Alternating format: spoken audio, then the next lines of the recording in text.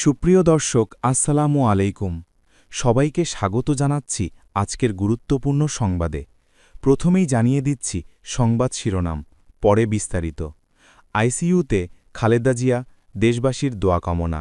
শুনছিলেন সংবাদ শিরোনাম, এখন বিস্তারিত। তার আগে ছোট্ট একটি আবেদন, যদি আপনি ন্যায় ও মানবতার পক্ষে থাকেন, লাইক দিন। বেগম খালেদা জিয়ার সুস্থতা চেয়ে কমেন্টসে লিখে জানান রোগমুক্তি হোক এবং সাবস্ক্রাইব করুন আমাদের চ্যানেলটি, কারণ আমরা বলি সেই কথা যা অনেক মিডিয়া আড়াল করে। এখন চলুন বিস্তারিত দেখা যাক। বিএনপি চেয়ারপারসন ও সাবেক প্রধানমন্ত্রী বেগম খালেদা জিয়াকে রাজধানীর এভারকেয়ার হাসপাতালের নিবিড় পর্যবেক্ষণ কেন্দ্রে আইসিইউতে ভর্তি করা হয়েছে। হৃদযন্ত্র ও ফুসফুসে সংক্রমণ হঠাৎ বেড়ে শ্বাসকষ্ট তীব্র হওয়ায় সোমবার ২৪ নভেম্বর রাতে চিকিৎসক দল জরুরি ভিত্তিতে তাকে বিশেষ পর্যবেক্ষণে নেয়ার সিদ্ধান্ত নেয়।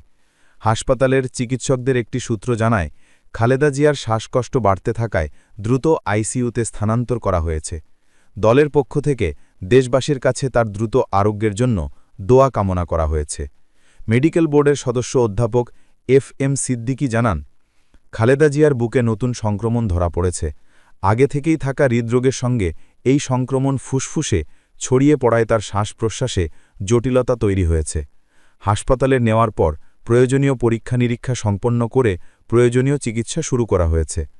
বোর্ডের আরেক সদস্য নাম প্রকাশ না করার শর্তে বলেন, আজও বোর্ড বৈঠক করেছে এবং আরও কিছু পরীক্ষা সম্পন্ন হয়েছে।